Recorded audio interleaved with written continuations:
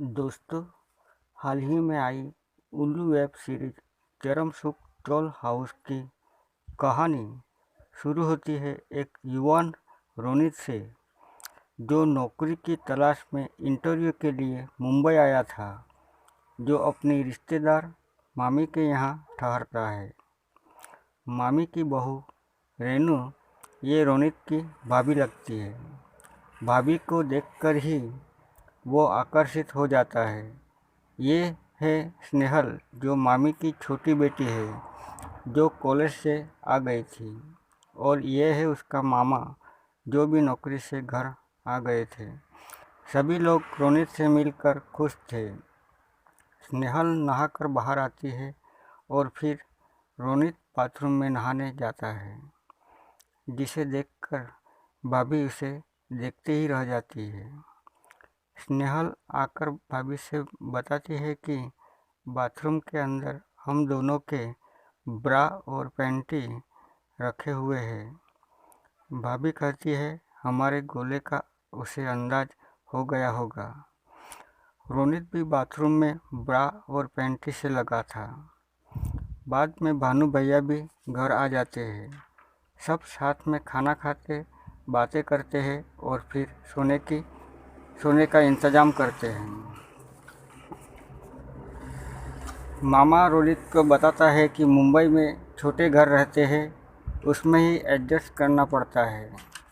छोटी जगह पे ही हम सो जाते हैं और वो प्राइवेसी के लिए पर्दा लगा देते हैं।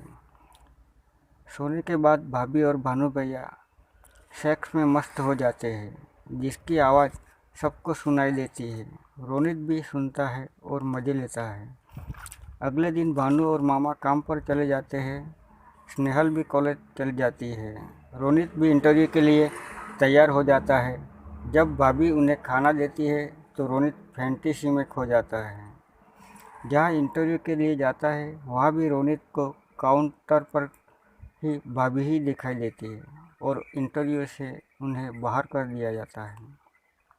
घर पे मामी अपनी बहू रेनू से बताती है कि हम तो रात को कान बंद कर लेते हैं, पर घर में मेहमान आया था तो थोड़ी शर्म करना चाहिए।